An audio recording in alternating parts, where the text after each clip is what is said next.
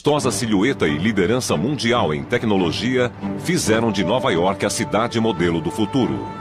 Mas novas e notáveis descobertas revelaram que as origens dessa mega metrópole têm raízes de milhares de anos. Desde os esportes violentos apresentados nos jardins da velha Madison Square, à celebração em Times Square de um calendário neolítico gigantesco, vocês irão descobrir que tudo o que pensavam saber sobre Nova York vem de nossos antepassados distantes. Esta é a extraordinária história da velha Nova York. Inventos da Antiguidade. A velha Nova York. Nova York é uma cidade de milagres que se eleva para as nuvens. O edifício Empire State, Wall Street, Times Square. A América começa o ano de acordo com Nova York. O mundo conta seu dinheiro de acordo com as flutuações de Wall Street. Uma área menor que 20 estádios de esportes projeta sua influência e cultura para todo o globo. Seriam elas maravilhas do mundo moderno ou será que as mesmas descobertas foram feitas em nosso passado remoto? Novas e incríveis descobertas revelam que os feitos mais celebrados de Nova York foram inventados pelos antigos antes de se perderem no tempo. Veja as grandes cidades do mundo antigo. Atenas, Roma, Alexandria ou Babilônia. Eram lugares extraordinários, eram cidades comentadas pelos povos e eram lendárias em sua época. Descobrimos provas de que ruas muito antigas eram pontilhadas de teatros 2 milênios antes de Steven Spielberg. Havia estádios com tetos retráteis e passagens subterrâneas que levavam a vida a milhões de pessoas.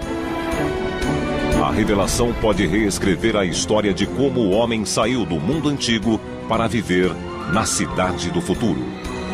Seja como for, o povo quer viver nas cidades. As pessoas afluem para as cidades como ímãs.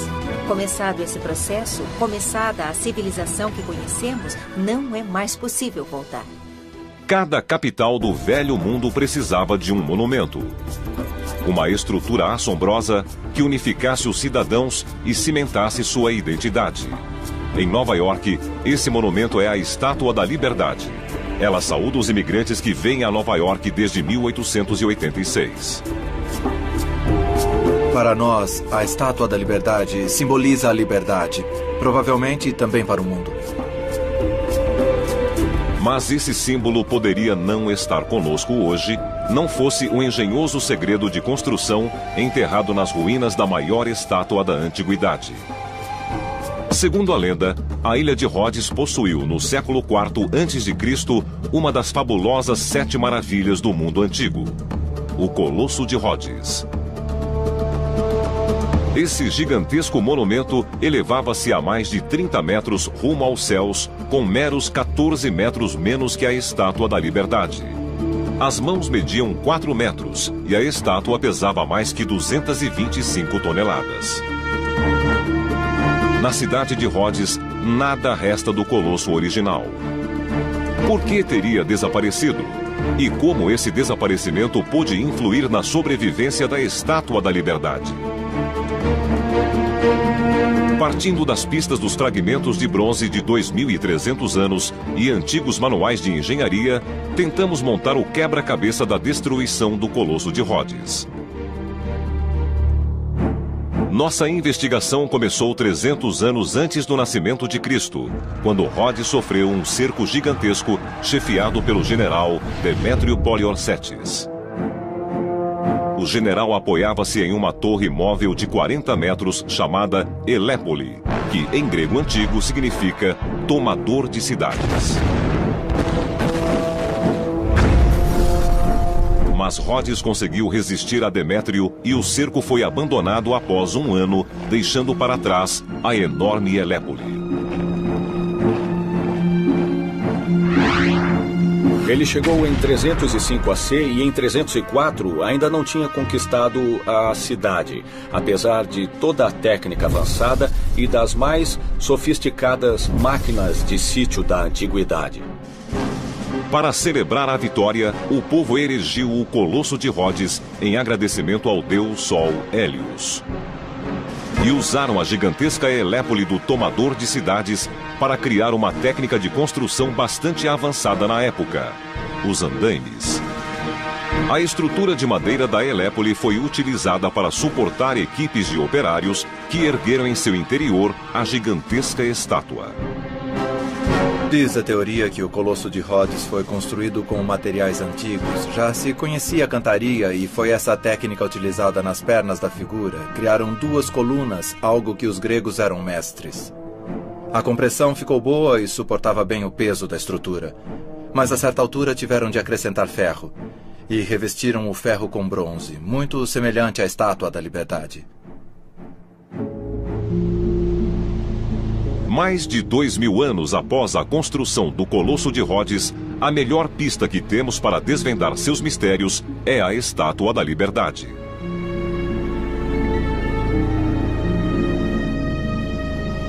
O Colosso simbolizava a unidade e vitória para a antiga Rhodes. O mesmo simbolismo tem a Estátua da Liberdade para a América. E a ligação direta da Estátua da Liberdade com o Colosso de Rhodes pode ser encontrada através do homem que a desenhou, o arquiteto francês Auguste Bartholdi. Auguste Bartholdi desenhou a estátua e estudou a fundo a arte clássica. Quando ainda era estudante, se interessou pela arquitetura grega e romana, e daí passou para o Egito, fascinado com suas estátuas gigantescas de deuses e faraós. O Colosso de Rhodes chamou-lhe muito a atenção, como sendo a mais monumental de todas as obras. Bartholdi ficou obcecado com ela e se determinou a trazê-la da antiguidade para o mundo moderno, o que seria um novo colosso. O arquiteto Glenn Leach passou a vida estudando a estrutura da Estátua da Liberdade. E foi chamado após os ataques de 11 de setembro para examinar as medidas de segurança da estátua e fazer o que os antigos não podiam: garantir que o monumento sobrevivesse à ação do tempo. Essa estátua sempre teve um lugar especial em meu coração. Eu cresci em Staten Island e a observei centenas de vezes quando pegava a balsa. O fato de ter trabalhado na Estátua da Liberdade e ajudado a modernizá-la para enfrentar o século XXI foi maravilhoso para mim. Algo de que sempre terei muito orgulho. Examinando a estátua de Nova York, Glenn começou a descobrir paralelos incontestáveis entre esses 2 monumentos urbanos. Há muitos pontos de comparação entre o Colosso e a Estátua da Liberdade. O mais evidente é a localização. Ambos ficaram na entrada da cidade mais importante da época. E ambos foram as maiores estruturas existentes. Glenn usou seu conhecimento da Estátua da Liberdade para descobrir como o Colosso de Rhodes teria sido há 23 séculos. O cobre, com o tempo, ganha a chamada ferrugem nobre. E a cor da ferrugem nobre é aquela pátina verde que vemos na estátua, enquanto no Colosso dizem que o bronze permaneceu brilhante. Teria sido algo assombroso essa estátua de bronze brilhante. Construir o Colosso de Rhodes foi uma verdadeira façanha. Milhares de operários levaram mais de 12 anos para terminar um projeto que, estima-se, custaria cerca de 3 bilhões de dólares hoje. Mas os registros revelam que esse monumento, em termos históricos, nasceu e morreu em um piscar de olhos. Infelizmente, depois de apenas 52 anos, o Colosso de Rhodes caiu. Partiu-se nos joelhos por causa de um terremoto. O trágico desastre de Rhodes tem assustadores paralelos com a moderna Nova York. Nossa cidade fica no cruzamento de muitas falhas tectônicas gigantes. Os peritos dizem que um terremoto poderia ter consequências catastróficas. E a Estátua da Liberdade cairia nas águas do porto. Mas os engenheiros aprenderam com a queda do Colosso de Rhodes e fizeram uma alteração na estrutura de superfície da Estátua da Liberdade. Este é o modelo de como o revestimento teria sido. Aqui é acrílico, mas o revestimento é de cobre, sustentado por barras de ferro, ajustadas às curvas externas da estátua. A estrutura admite pequenos deslocamentos, dando flexibilidade à estátua para aceitar a ação do vento. A Estátua da Liberdade, portanto, é capaz de se curvar ao vento até 15 centímetros em qualquer direção. Esse engenhoso detalhe poderá salvar a estátua de sofrer destino semelhante ao do antigo colosso. A Estátua da Liberdade foi construída em torno de um grande modilhão, o qual age como pesado reforço preso ao topo do pedestal. A fixação deixa-a mais alta e estável. É quase como enterrar uma vara no solo, de modo a formar uma base robusta. O pedestal age mais como uma base, o que dá à estátua maior estabilidade. O legado do Colosso de Rhodes está vivo, não só no maior monumento de Nova York, como em cada arranha-céu de qualquer cidade moderna. Imagens simbólicas são importantes para as cidades. Basta olhar para Rhodes com seu colosso. Nova York tem sua Estátua da Liberdade. Uma coisa realmente importante para qualquer cidade é possuir um símbolo. Por trás da grandiosidade e ambição dos antigos povos, achava-se um desafio fundamental: a sobrevivência. Como um túnel secreto, escavado por quase 1000 metros em uma montanha, pôde salvar uma cidade da desidratação e morte. Que é uma metrópole efervescente com mais de 9 milhões de habitantes. Ela age como ímã, atraindo gente do mundo inteiro para formar um imenso caldeirão cultural. Seu coração é Manhattan, uma ilha que por mais de 300 anos lutou com um problema crítico: como prover água suficiente para todos. Para que Nova York tivesse água, a cidade concebeu uma grande obra de engenharia: o Túnel de Água de Nova York. Um projeto de 6 bilhões de dólares, executado com sondas de profundidade, com radar e perfuratrizes móveis. Os antigos não tinham nada disso quando criaram um túnel de água urbano. A pergunta é: como? Na ilha de Samos, no mar Egeu, ficam as ruínas de uma grande metrópole de inesperadas semelhanças com Manhattan. Há 2 milênios e meio, ela tinha encanamentos, banhos e esgoto como qualquer cidade moderna. E como Manhattan, embora fosse cercada pelo mar, produzir água potável para a cidade era um problema quase insolúvel. Em Samos houve um problema em particular. Temos uma cidade agitada e povoada, uma fantástica fonte de água e uma montanha entre as duas. O que os samoanos fizeram foi inteligente e extremamente ambicioso. Simplesmente decidiram que não dariam a volta na montanha, e sim abririam um túnel através do próprio coração da montanha. Construíram um túnel gigante de quase 1000 quilômetros que batizaram de Túnel de Eupalinos. Foi um projeto de ambição estonteante, pois os antigos construíram o Túnel de Eupalinos do mesmo modo que os modernos engenheiros estão construindo o Túnel de Água de Nova York, cavando dos dois lados ao mesmo tempo. Os engenheiros decidiram que escavariam os dois lados simultaneamente para mostrar que podiam derrotar a montanha. Diferente dos modernos engenheiros americanos, o túnel dos antigos gregos foi escavado arduamente à mão por mais de 8 anos. Após terem escavado 400 metros, deram com um problema que ameaçava transformar o projeto em desastre. A rocha era de calcário, propensa a esboroar. Foi um momento muito difícil. Primeiro, eles se achavam na escuridão, sem possibilidade de enxergar a luz da entrada. Segundo, não podiam saber onde eles se encontravam.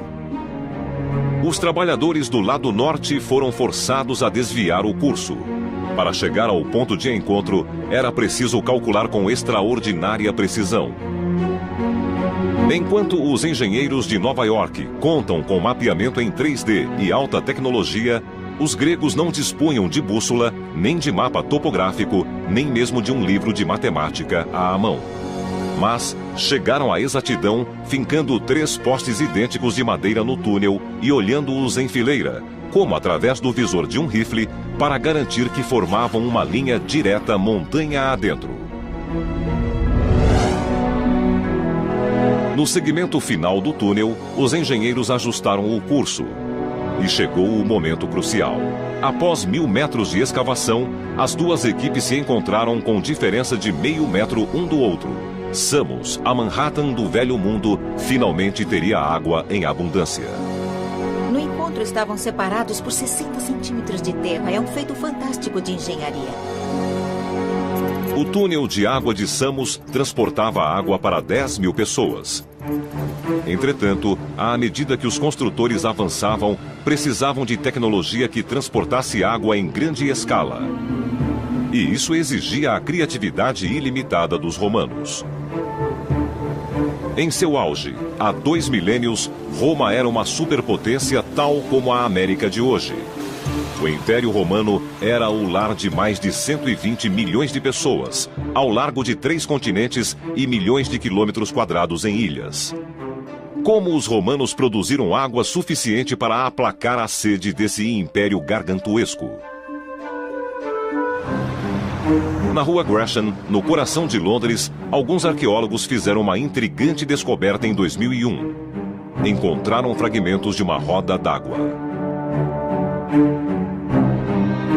A partir desses fragmentos, o engenheiro Tony Taylor esperava descobrir os segredos dos engenheiros romanos.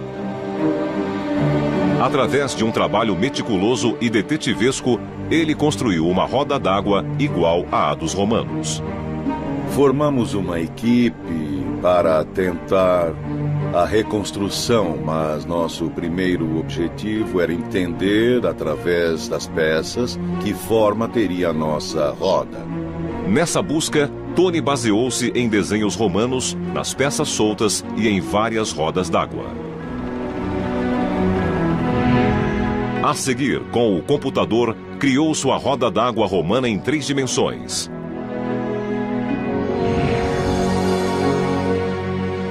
O resultado final dessa experiência acha-se no Museu de Londres. Temos então os 2 escravos que giram o cabrestante. Este aciona as 3 engrenagens de cima na horizontal. E essas acionam o eixo horizontal com a engrenagem vertical. E isso nos conduz até a roda mestra. Essa roda é um componente complicado. Ela tem uma corrente dupla, com caçambas acopladas, que giram até o alto da roda e descarregam neste canal, de onde a água sai em nível alto. Dentro da roda, vemos que a água é descarregada através dos cortes em V feitos na madeira. As rodas d'água maiores de Roma eram realmente máquinas enormes, acionadas por até 50 escravos. Mesmo esta roda pequena pode produzir uma incrível quantidade de água. Estamos produzindo entre 60 e 70 mil litros por dia. Este simples dispositivo produz água suficiente para que 300 pessoas tomem banho, bebam e cozinhem todos os dias. Esta roda d'água foi só uma entre milhares de outras do Império que alimentavam um sistema de canais de pedra chamado aquedutos. Se uníssemos todos os aquedutos de Roma, teríamos cerca de 500 quilômetros servindo água potável a todo o Império. Os romanos eram muito eficientes na distribuição de água. Se olharmos para Roma, no pico do poder, quando cerca de 1 milhão de pessoas vivia lá, chegaremos à conclusão de que naquela época a população tinha acesso a mais ou menos 1.000 litros de água por pessoa. É muito mais do que podemos ter hoje em dia. Quando os engenheiros da época puderam gerar tamanha quantidade de água, começaram a desenvolver certos luxos, como fazer a água jorrar para cima. É a cidade que nunca dorme. Filmes, musicais e shows acontecem 24 horas por dia. Só na Broadway, anualmente 12 milhões de pessoas compram bilhetes para os mais grandiosos espetáculos do planeta. Contudo, o berço de tais extravagâncias podem ser rastreadas até as antigas cidades, quando o povo afluía para as grandes metrópoles da época, onde havia sempre muito trabalho para banqueiros, advogados e arquitetos. Algumas pessoas se enriqueciam mais do que outras através do comércio, de talentos naturais, de força, por ser saudável, eficiência na guerra. E quando alguém se tornava um figurão, logo decidia que não queria trabalhar muito. Preferiam que outros fizessem o serviço pesado. Na Alexandria, no ano 100 a.C., a elite convidava os inventores a festas e banquetes suntuosos. O mais famoso desses inventores chamava-se Heron. Heron era principalmente um showman. Adorava divulgar seu trabalho e o fez de vários modos. Um deles era oferecer pequenas demonstrações de suas peças em banquetes da elite para os mais cultos e educados. Ele comparecia às reuniões elegantes e mostrava suas novas geringonças aos convidados.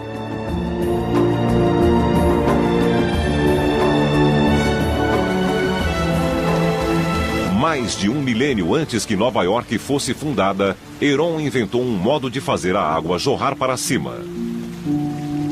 Diferente das fontes do Central Park ou dos jardins de Nova York, seu engenho operava sem eletricidade, nem bombas, nem mesmo a força humana.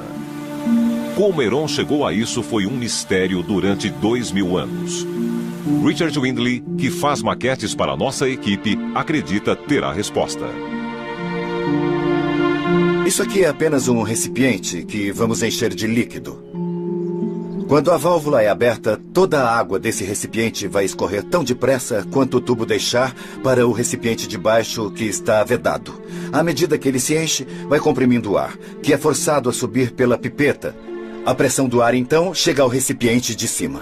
Os tubos e câmaras formam um sistema totalmente vedado.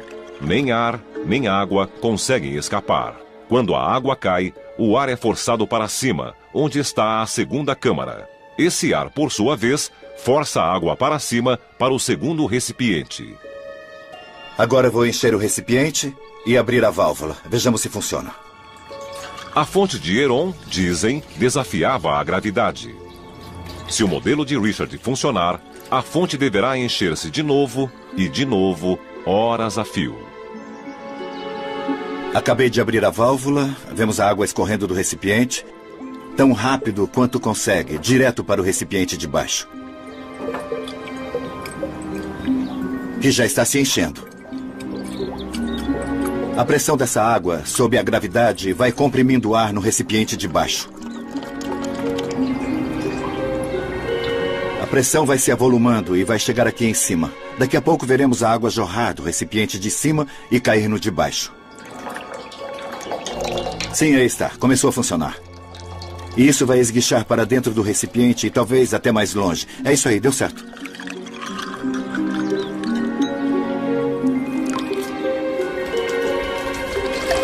Agora o recipiente está se esvaziando e a pressão vai caindo.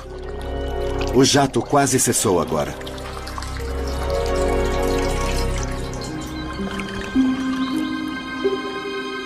À medida que a diversão aumentava, as pessoas exigiam técnicas cada vez mais avançadas. Enquanto Heron desenvolvia teatrinhos mágicos, outros inventores criavam os primeiros filmes. Para muitos, o berço do cintilante e glamouroso mundo do cinema começou ao tempo dos primeiros astros, como Carlitos. Entretanto, a verdadeira origem do cinema acha-se há 1.600 anos de hoje, e a 8.000 quilômetros no Oriente. No período dos Três Reinos, no século III d.C., a história começou a relatar uma forma estranha de feitiçaria, uma arte negra que produzia assustadoras imagens vivas. No século XVI, os missionários jesuítas costumavam trazer relatórios sobre alguns dos avanços científicos da China. Um deles, relatado muitas vezes, é a noção de aparelhos ópticos. Nós conhecemos filmes, conhecemos projeções em telas grandes, em televisões, mas o teatro de sombras não era para só uma pessoa. Era dirigido para uma plateia tão numerosa quanto atenta e exigente. Richard acredita que conhece o misterioso instrumento que criou tais imagens: a antiga lanterna mágica. Esta é uma moldura de bambu. Temos folhas de pergaminho esticados e presos na moldura. Este é um ventilador, ou turbina, se preferir. O ar quente vem das velas que ficam dentro da lanterna. Esse ar quente sobe e faz a ventoinha girar. Precisamos de 4 velas aqui dentro. O pino, podemos ver bem aqui no centro, é o apoio do conjunto. E também temos uma espécie de agulha na ponta do eixo que suporta todo o conjunto e causa muito pouco atrito.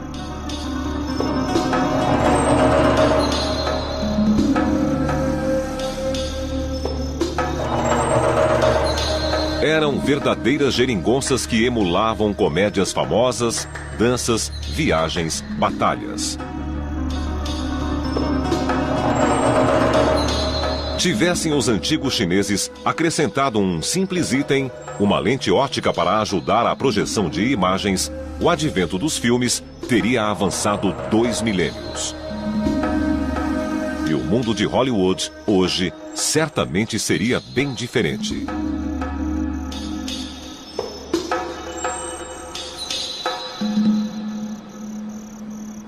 5.000 anos antes da lanterna mágica chinesa, surgiu uma invenção ainda mais assombrosa. Um mapa do céu, espelhado no chão, que foi o berço das grandes metrópoles. Que é megametrópole, no sentido mais amplo da palavra. 1 milhão de pessoas trafegam em Manhattan. 65 bilhões de dólares são negociados nessa cidade e mais de 100 mil turistas chegam para conhecer suas atrações. E isso todos os dias. Tantos eventos sincronizados simplesmente se desmantelariam se não houvesse uma simples inovação: a hora certa. O mais fascinante é que desde 4.000 a.C., o homem vive obcecado com dividir o dia em cada vez menores unidades de tempo. Nós, humanos, queremos sempre distribuir nosso tempo. Com o avanço das técnicas, as sociedades foram se criando com os aparelhos de medir o tempo. Dos relógios de sol chineses aos relógios de água medievais, esses aparelhos eram o piloto de nossas civilizações. Há relógios em cada cidade. Estão presentes hoje e eram o coração de todas as antigas cidades. Entretanto, os primeiros relógios não mediam horas, mas dias, meses e até anos. Eram os calendários antigos. Recentemente, descobriu-se um calendário de 70 metros de diâmetro, indicando que os antigos mediam o tempo em escala interplanetária e com exatidão muito além do que poderíamos imaginar. Em uma longínqua região da Alemanha Oriental, o arqueólogo Andreas North sobrevoou um ponto que parecia ser uma fazenda. O monumento em círculo foi descoberto com fotos aéreas devido às diferenças de cor de fundo. Nós podíamos ver uma vala, mas só a vala. As imagens continham uma série de marcas inexplicáveis. Uma investigação no solo revelou sinais de uma povoação antiga e de um fascinante monumento circular. A descoberta abalou o mundo da arqueologia. O monumento remonta a mais de 2.000 anos antes da Grande Pirâmide do Egito e a quase 7.000 anos antes da moderna Nova York. É o Círculo de Gossec, o primeiro medidor de tempo que existiu neste mundo. Assim como os cidadãos de Nova York olham o relógio de Times Square, o homem neolítico sabia qual era o dia mais longo do ano para os rituais de vida ou morte. Este monumento era ligado à morte, talvez com o passado, mas o que está muito visível aqui é que era ligado à fertilidade, pois se baseava no sol. E o sol traz vida a cada dia, traz vida a cada ano. Após anos de exaustivo trabalho de campo, Andreas reconstruiu o Círculo de Gossec.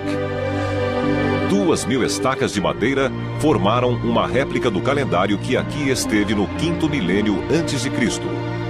A equipe descobriu que o monumento estava alinhado com incrível exatidão ao nascimento e ao pôr do sol. Estas falhas são orientações astronômicas ou referências. Por exemplo, estas estão indicando o solstício de inverno, ou a época do dia mais curto e da noite mais longa. No norte temos a orientação ao solstício de verão, o dia mais longo e a noite mais curta. As entradas de sudoeste e sudeste estão situadas com quase exatidão, tendo 100 graus de separação. No dia mais curto do ano, eles marcaram o ponto em que o sol subia e se punha, indicando assim quando o ano solar terminava. Uma vez conhecedores do tempo, o povo começou a sincronizar os eventos, construindo povoações cada vez maiores. Isto aqui é importante, porque pela primeira vez temos um ponto de culto, o centro de culto de uma grande sociedade. Não sabemos como vivia o antigo povo de Gorsek, mas sabemos que sua capacidade de marcar a passagem do tempo transformou este local em solo sagrado. Ciclos de colheita, guerras e viagens podiam ser medidos, e assim nasceu a cidade. Além disso, Gorsek criou uma revolucionária teoria. A 40 quilômetros dali, na floresta Sigelroda, os arqueólogos descobriram indícios de que povos posteriores elevaram essa antiga astronomia a alturas inimagináveis. 2000 anos antes do primeiro planetário conhecido, os povos neolíticos europeus mapearam os céus com exatidão fenomenal. O professor Wolfhard Schlosser, engenheiro espacial, usou seus conhecimentos científicos para decifrar a charada de um antigo artefato astronômico.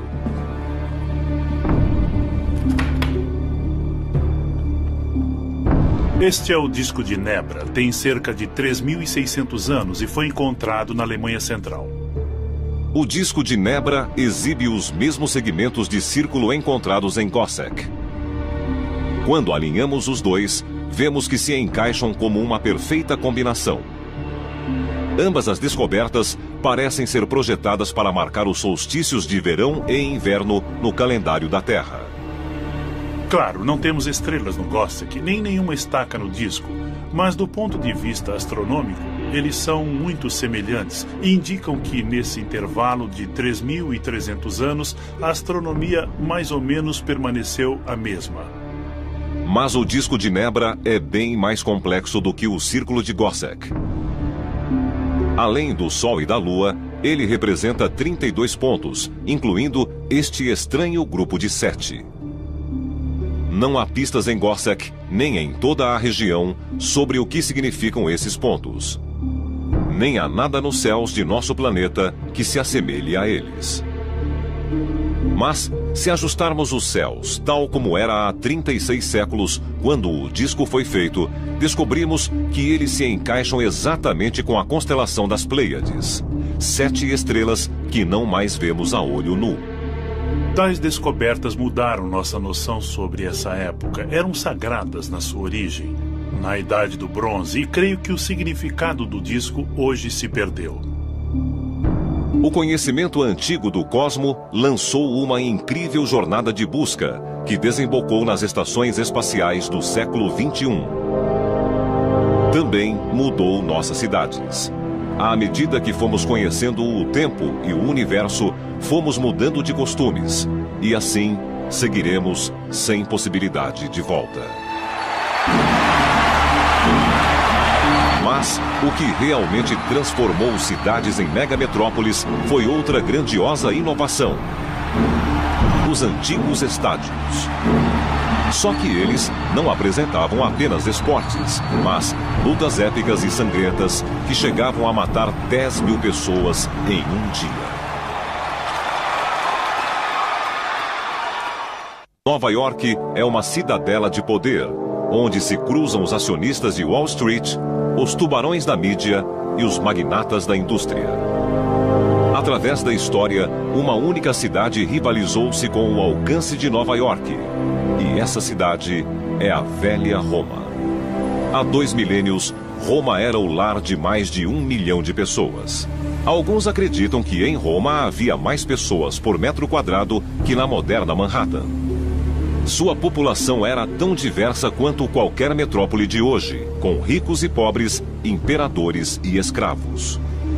À medida que a população crescia, mais amontoada ficava. E sempre houve um perigo nisso, de muita gente confinada. Pois a elite política queria se assegurar de que mantinha o controle da população. Em Roma, como em Nova York, a elite batalhava para ganhar o coração e a mente do povo. Enquanto os figurões de Manhattan usam a mídia e relações públicas, a engenhosa solução romana foi pacificar o povo com entretenimento. Naquela época, o entretenimento, na verdade, não passava de puro suborno. Tentavam ganhar popularidade e a aprovação das massas como forma de subjugá-las ou então de controlá-las. O imperador que oferecesse o espetáculo mais empolgante tornava-se o mais popular. E popularidade significava poder. Era um desafio oferecer sistemas de entretenimento cada vez mais avançados, nunca antes oferecidos. Assim nasceu a diversão das massas.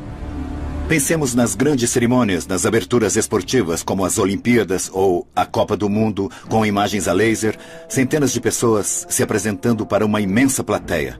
Achamos poderoso, achamos dramático. Se compararmos com isso, baseando-nos nos relatórios dos eventos, particularmente da Roma Imperial, então nossas festas empalidecem até ficarem insignificantes.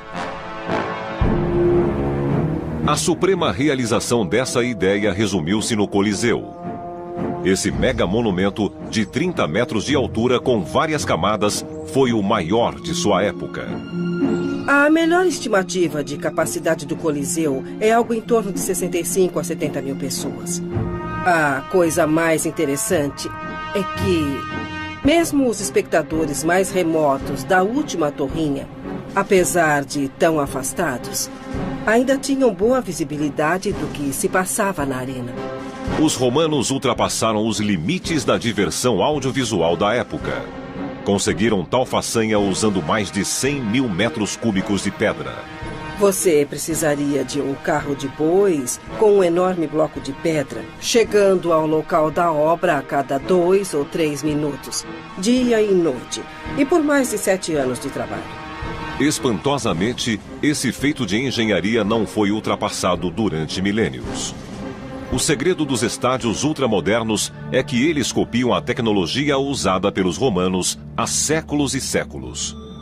É um estádio com 74.500 assentos e agora está quieto, mas com a multidão tudo mudava. Havia barulho, tensão, clima, exatamente como no moderno estádio de esportes. Os anfiteatros romanos, ou o Coliseu em particular, nunca foi ultrapassado. Este estádio moderno tem um teto retrátil suportado por 4 pilares gigantescos, uma inovação que tem 2.000 anos. A cobertura da área pública do Coliseu era inteiramente feita com uma espécie de lona, talvez esticada por cordas presas em mastros. Isso faz todo sentido porque hoje sabemos que havia cerca de 1.000 homens da Marinha Naval do país à disposição em Roma, especificamente para operar os toldos que cobriam o Coliseu. Protegidos pelo teto retrátil, os espectadores podiam se empolgar com os jogos mortais dos gladiadores, execuções e sacrifícios de 9.000 animais em apenas 100 dias. Mas, quanto mais os imperadores ofereciam espetáculos exóticos e sofisticados, mais a multidão exigia. A cada ano, os engenheiros tinham de inventar espetáculos extravagantes para satisfazer o insaciável apetite do povo. Em 85 a.C., o imperador Domiciano propôs o impossível. Ordenou que se usassem 2 trilhões de litros de água em um espetáculo chamado Naumaquia. A Naumaquia era uma batalha naval que acontecia em lugares como o Coliseu, envolvia milhares de pessoas e era uma encenação, às vezes, recriando uma batalha histórica, mas envolvendo criminosos e prisioneiros, que eram obrigados a lutar. o Coliseu foi inundado para permitir a encenação de uma gigantesca batalha naval. A transformação da arena de quase 3 mil metros quadrados em um lago foi um desafio que deixou para trás os estádios mais modernos. Um dos temas que perseguimos é como manter um evento aquático, como inundar a arena de um estádio e criar um espetáculo aquático. Ainda não chegamos lá. Entretanto, há 2 milênios foi exatamente o que os romanos fizeram. A naumaquia foi um sucesso retumbante, mas tornou-se um espinho na garganta dos imperadores seguintes.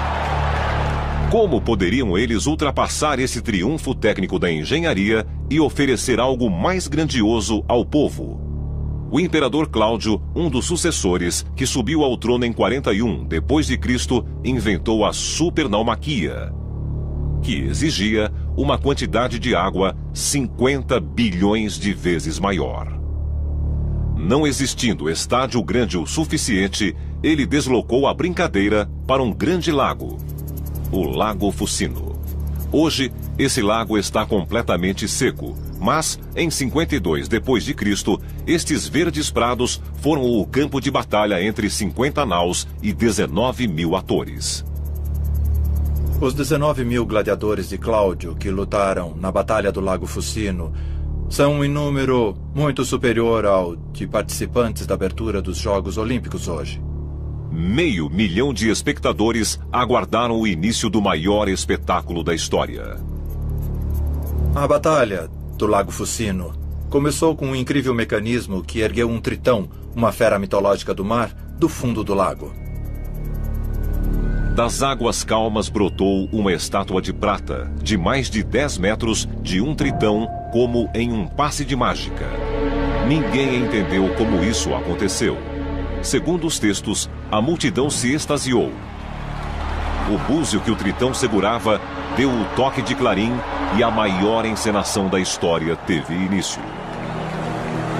Em um lago da Inglaterra, o investigador Richard Windley construiu um modelo de como ele acredita que os romanos conseguiram essa façanha de engenharia. Eu tentei usar tecnologia muito simples, utilizando materiais que os romanos conheciam muito bem, como, por exemplo, cordas e polias. O modelo que fiz está bem dentro da capacidade deles. Nós temos aqui basicamente 4 estacas, e cada uma vai erguer essa plataforma que sustenta essa figura aqui. Cada canto é erguido puxando-se uma corda com 2 polias, uma estando no fundo. Todas ficam ligadas a um anel central. Cada corda será puxada exatamente ao mesmo tempo e, teoricamente, também ao mesmo ritmo, de modo que a figura será erguida simetricamente até atingir o ponto das polias, que é exatamente nessa altura.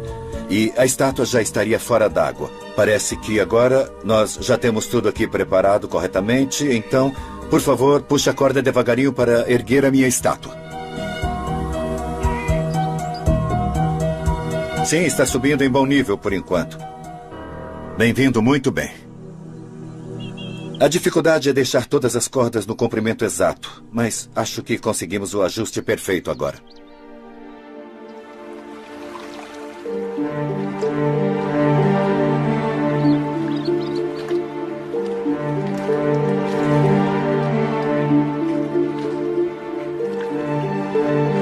O modelo de Richard foi erguido através da força de um só. Mas, na época de Cláudio, ele acha que havia juntas de bois e escravos cuja força bruta seria capaz de puxar a grande estátua de prata para fora da água. O resultado foi um espetáculo que levou o público à loucura e manteve a popularidade de Cláudio e também seu trono. O que vimos em termos de tecnologia é apenas a ponta do iceberg. Há muito potencial aqui, pois a tecnologia dos romanos era de escala sem precedentes. O que temos aqui é simplesmente uma pequena parte do que deve ter existido. As experiências revelaram como Roma e outras velhas cidades foram berço das modernas maravilhas de Nova York.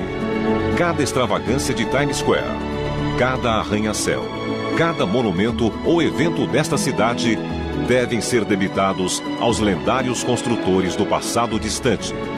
De túneis gigantescos a estátuas colossais, seus projetos visionários foram a base de Nova York mais de 1.500 anos antes que a cidade, tal como a conhecemos, começasse a existir.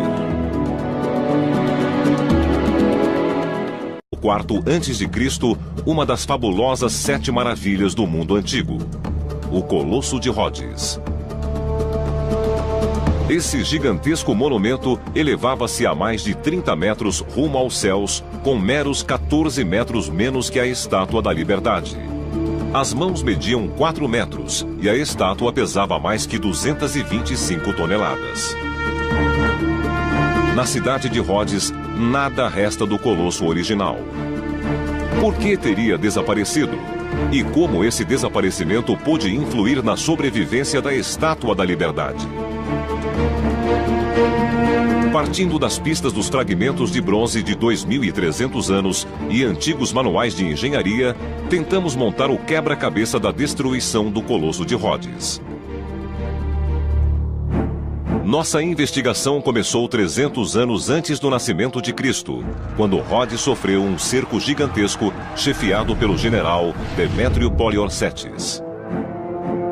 O general apoiava-se em uma torre móvel de 40 metros chamada Elépole, que em grego antigo significa tomador de cidades. Mas Rhodes conseguiu resistir a Demétrio e o cerco foi abandonado após um ano, deixando para trás a enorme Elépole. Ele chegou em 305 AC e em 304 ainda não tinha conquistado a cidade, apesar de toda a técnica avançada e das mais sofisticadas máquinas de sítio da antiguidade. Para celebrar a vitória, o povo erigiu o Colosso de Rhodes em agradecimento ao deus Sol Hélios.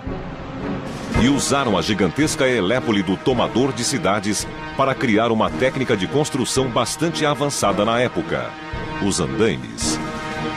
A estrutura de madeira da Elépole foi utilizada para suportar equipes de operários que ergueram em seu interior a gigantesca estátua. Diz a teoria que o Colosso de Rhodes foi construído com materiais antigos. Já se conhecia a cantaria e foi essa técnica utilizada nas pernas da figura. Criaram 2 colunas, algo que os gregos eram mestres. A compressão ficou boa e suportava bem o peso da estrutura. Mas a certa altura tiveram de acrescentar ferro. E revestiram o ferro com bronze, muito semelhante à Estátua da Liberdade. Mais de 2.000 anos após a construção do Colosso de Rhodes, a melhor pista que temos para desvendar seus mistérios é a Estátua da Liberdade.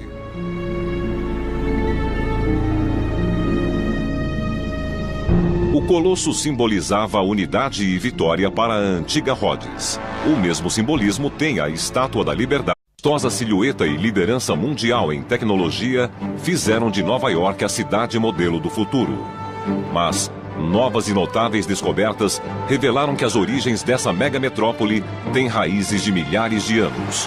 Desde os esportes violentos apresentados nos jardins da velha Madison Square, à celebração em Times Square de um calendário neolítico gigantesco, vocês irão descobrir que tudo o que pensavam saber sobre Nova York vem de nossos antepassados distantes. Esta é a extraordinária história da velha Nova York. Inventos da Antiguidade. A velha Nova York. Nova York é uma cidade de milagres que se eleva para as nuvens. O edifício Empire State, Wall Street, Times Square. A América começa o ano de acordo com Nova York. O mundo conta seu dinheiro de acordo com as flutuações de Wall Street. Uma área menor que 20 estádios de esportes projeta sua influência e cultura para todo o globo. Seriam elas maravilhas do mundo moderno ou será que as mesmas descobertas foram feitas em nosso passado remoto? Novas e incríveis descobertas revelam que os feitos mais celebrados de Nova York foram inventados pelos antigos antes de se perderem no tempo. Veja as grandes cidades do mundo antigo. Atenas, Roma, Alexandria ou Babilônia eram lugares extraordinários, eram cidades comentadas pelos povos e eram lendárias em sua época. descobrimos provas de que ruas muito antigas eram pontilhadas de teatros 2 milênios antes de Steven Spielberg. Havia estádios com tetos retráteis e passagens subterrâneas que levavam a vida a milhões de pessoas. A revelação pode reescrever a história de como o homem saiu do mundo antigo para viver na cidade do futuro. Seja como for, o povo quer viver nas cidades. As pessoas afluem para as cidades como ímãs. Começado esse processo, começada a civilização que conhecemos, não é mais possível voltar. Cada capital do velho mundo precisava de um monumento. Uma estrutura assombrosa que unificasse os cidadãos e cimentasse sua identidade. Em Nova York, esse monumento é a Estátua da Liberdade. Ela saúda os imigrantes que vêm a Nova York desde 1886. Para nós, a Estátua da Liberdade simboliza a liberdade, provavelmente também para o mundo. Mas esse símbolo poderia não estar conosco hoje, não fosse o engenhoso segredo de construção enterrado nas ruínas da maior estátua da antiguidade. Segundo a lenda, a ilha de Rhodes possuiu no século XX para a América. E a ligação direta da Estátua da Liberdade com o Colosso de Rhodes pode ser encontrada através do homem que a desenhou, o arquiteto francês Auguste Bartholdi. Auguste Bartholdi desenhou a estátua e estudou a fundo a arte clássica. Quando ainda era estudante, se interessou pela arquitetura grega e romana e daí passou para o Egito, fascinado com suas estátuas gigantescas de deuses e faraós. O Colosso de Rhodes chamou-lhe muito a atenção, como sendo a mais monumental de todas as obras. Bartholdi ficou obcecado com ela e se determinou a trazê-la da antiguidade para o mundo moderno, o que seria um novo colosso. O arquiteto Glenn Leach passou a vida estudando a estrutura da Estátua da Liberdade. E foi chamado após os ataques de 11 de setembro para examinar as medidas de segurança da estátua e fazer o que os antigos não podiam: garantir que o monumento sobrevivesse à ação do tempo. Essa estátua sempre teve um lugar especial em meu coração. Eu cresci em Staten Island e a observei centenas de vezes quando pegava a balsa. O fato de ter trabalhado na Estátua da Liberdade e ajudado a modernizá-la para enfrentar o século XXI foi maravilhoso para mim. Algo de que sempre terei muito orgulho. Examinando a estátua de Nova York, Glenn começou a descobrir paralelos incontestáveis entre esses dois